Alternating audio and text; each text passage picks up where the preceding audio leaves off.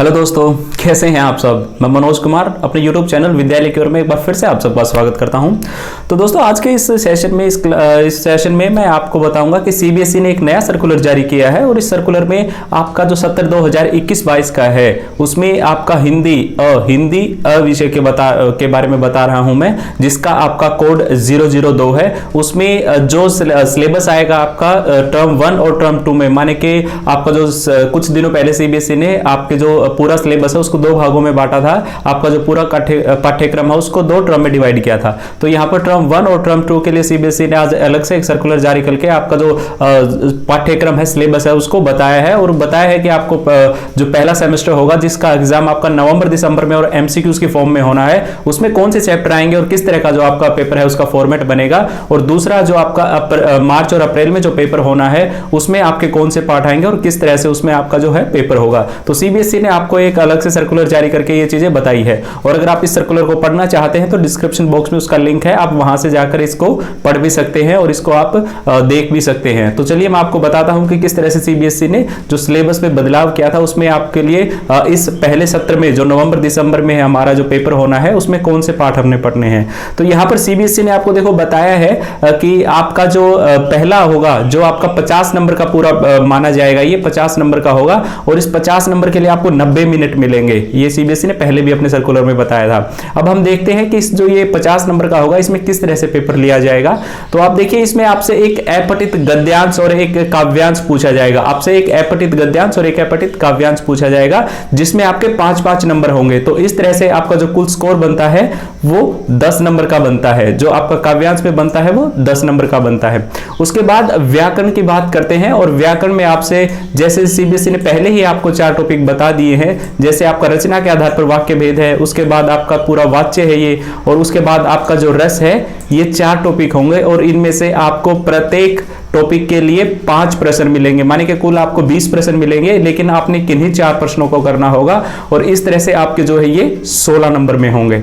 तो उसके बाद आपका जो पाठ्य पुस्तक है आपकी, जैसे क्षितिज है और कृतिका है, उसमें आप क्षितिज पुस्तक में से आपसे एक गद्यांश के आधार पर आपसे एक प्रश्न पूछा, एक क्या बोलते हो आप जिसको पठित गद्यांश बोलते हैं, उसमें से आपके लिए 5 प्रश्न पूछे जाएंगे। उसमें से आपके लिए 5 प्रश्न पूछे जाएंगे जो 5 नंबर के होंगे, जो विकल्प के साथ होंगे, जो बहुविकल्पी होंगे, जिसको एमसीक्यूज में कहते हैं। ये आप पहले से ही जानते हो कि आपका जो पूरा पेपर होना है टर्म 1 का, वो पूरा आपका एमसीक्यूज के फॉर्म में है। उसके बाद हम इसमें गद्य खंड में अगर आते हैं तो आपके विद्यार्थियों की ये इसमें आपसे फिर से बहुविकल्पी प्रश्न पूछे जाएंगे और ये आपके 1-1 नंबर के 2 प्रश्न होंगे। ये आपके 1-1 नंबर के 2 प्रश्न होंगे। जैसे आपसे उस पुस्तक में पूछ लिया, माने कि एक गद्यांश दे दिया, उसमें आज से आपसे 5 प्रश्न पूछ लिए। उसके बाद आपसे क्षितिज पुस्तक से ही 2 छोटे-छोटे प्रश्न पूछे जाएंगे जो 1-1 नंबर के होंगे और इस तरह से वो 2 नंबर के हो गए। अब काव्य खंड की बात करते हैं। काव्य खंड में आपसे एक जो आपके जितना काव्य खंड है, जितनी कविता है, जितने पद हैं, जितने संवाद हैं, उनमें से एक आपको पठित जो काव्यांश है वो दे दिया जाएगा और उससे आपसे बहुविकल्पी प्रश्न पूछे जाएंगे। उसके बाद आपसे 2 प्रश्न और उसमें से पूछे जाएंगे, माने कि पूरे काव्य खंड में से छोटे-छोटे 2 प्रश्न। तो इस तरह से आपके कुल 14 नंबर बनते हैं। ठीक है। तो जैसे हम अपनी अगर पहले टर्म की बात करें तो हम वहां पर एक अपठित गद्यांश और एक अपठित पद्यांश कर चुके हैं, जो काव्यांश में बोलते हैं आप जिसको, वो 10 नंबर का हो गया। व्याकरण आपकी 16 की हो गई 26। और अब आपकी जो पाठ्य पुस्तक थी उसमें से हमने पठित गद्यांश पठित काव्यांश किया है जो 10 नंबर का है और 2 प्रश्न हमने गद्यांश में से लिए हैं और 2 हमने काव्यखंड में से लिए हैं। तो इस तरह से आपके ये पूरे के 40 नंबर हो गए। अब बात करते हैं कि जो बचे हुए 10 नंबर है वो कैसे होंगे। तो वो आपका आंतरिक मूल्यांकन में होगा। ये मैं आपको पहले बता चुका हूं, ये आपका आंतरिक मूल्यांकन हो जाएगा। विद्यालय स्तर पर जो आपके विषय अध्यापक होंगे वो इसको करवाएंगे और उसमें आपका एक जो सामयिक आकलन को लिया जाएगा, इसमें आपका दूसरा बहुविध आकलन को भी लिया जाएगा और साथ में आपके श्रवण और वाचन की जो क्षमताएं हैं उनको भी लिया जाएगा। तो ये जो 4 पार्ट में आपका जो आंतरिक मूल्यांकन है वो 10 नंबर का होगा। आपका हर बार 20 नंबर का होता है, तो इस बार सीबीएसई ने 10 नंबर का टर्म 1 के साथ डिवाइड किया है और 10 नंबर टर्म 2 के साथ। तो इस तरह से कुल आपका ये 10 नंबर का हो जाएगा पूरा जो इंटरनल असेसमेंट है आपका टर्म 1 के लिए। तो इस तरह से आपका जो कुल पेपर बनेगा वो आपका 50 नंबर का होगा, माने कि आपके टर्म 1 का जो स्कोर है वो 50 में से आएगा।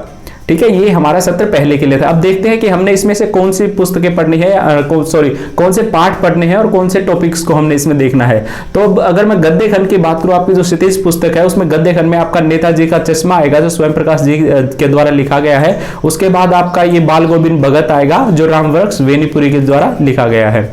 और अगर मैं काव्य खंड की बात करूं तो काव्य खंड में आपसे सूरदास जी के जो पद थे वो लिए गए हैं, और दूसरा है आपके जो तुलसीदास जी के द्वारा जो राम लक्ष्मण परशुराम जी की संवाद है वो लिए गए हैं। ये हमारा टर्म 1 के लिए सिलेबस है जो पूरा सीबीएसई ने हमें अच्छे से बताया है।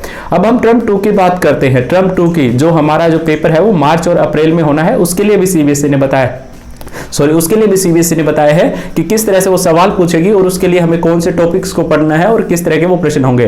तो ये जो टर्म 2 है ये आपका डिस्क्रिप्टिव फॉर्म में होना है। पहला आपका ऑब्जेक्टिव होगा, यानी कि उसमें आपको सिर्फ टिक करने हैं वो मार्कशीट पे, और दूसरा आपका डिस्क्रिप्टिव होगा, माने कि आपने उसमें लिखना है। तो इसमें आपसे गद्य खंड, माने कि जो सबसे पहले जो आपकी क्षितिज पुस्तक है भाग 2, उसमें आपसे जो गद्य खंड है उसकी बात करते हैं। उसमें आपसे 4 प्रश्न पूछे जाएंगे जो 2-2 नंबर के होंगे, 4 प्रश्न जो 2-2 नंबर के होंगे। तो इस तरह से 8 नंबर का हो जाता है। और काव्य खंड में भी आपकी जितनी कविताएं हैं, जितना काव्य खंड है, उनमें से आपसे 3 प्रश्न पूछे जाएंगे जो 2-2 नंबर के होंगे, तो 6 नंबर ये हो गए। और आपकी जो पूरक पुस्तिका है कृतिका, उसमें से भी आपके 2 प्रश्न पूछे जाएंगे।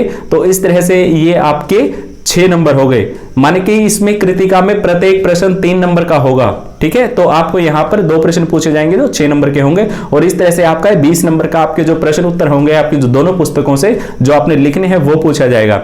अब लेखन की बात करते हैं। लेखन को सीबीएसई ने 20 भागों में बांटा है और इसके लिए 4 चीजें बताई हैं आपको। तो जो पहली चीज है वो है किसी एक विषय पर अनुच्छेद लेखन करना। किसी भी एक विषय पर अनुच्छेद लेखन करना है जो 5 नंबर का होगा, और इसके लिए लगभग 150 शब्दों की सीमा आपके लिए निर्धारित भी की गई है। उसके बाद आपसे एक औपचारिक और अनौपचारिक पत्र लिखवाया जाएगा जो 5 नंबर का होगा। फिर आपके पास एक विज्ञापन लेखन का काम होगा।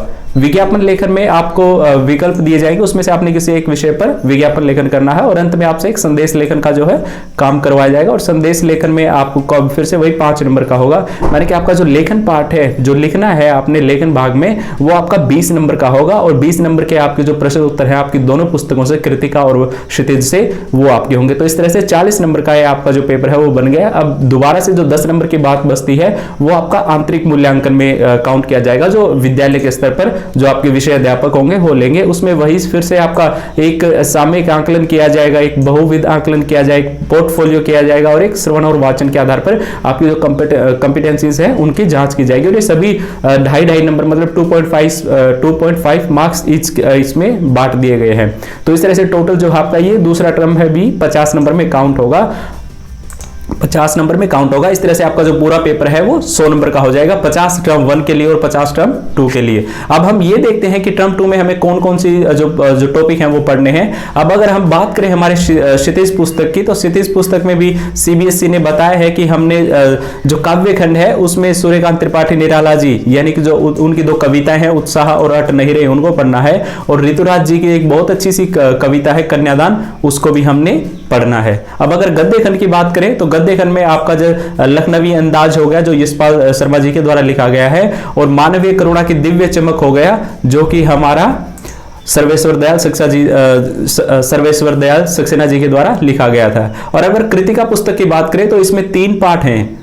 2 पाठ तो पहले ही हटा चुकी थी सीबीएसई, और 3 पाठ है जो हमने करने हैं। और वो 3 पाठ होंगे माता का अंचल जो श्रीपूजन शाह जी के द्वारा लिखा गया है, और जोड़ पंचम की नाक जो कमलेश्वर जी के द्वारा लिखा गया है, और साना साना हाथ जोड़ी जो मधु कांकरिया जी के द्वारा रचित है। तो इस तरह से आपके जो सीबीएसई ने अलग अलग बताया है कि पहली टर्म में कौन से टॉपिक आएंगे और दूसरी टर्म में कौन से आएंगे, और जो पहली टर्म का पेपर होगा उसमें किस तरह से अंक डिवाइड होंगे, और जो दूसरी टर्म का होगा उसमें से किस तरह से डिवाइड होंगे।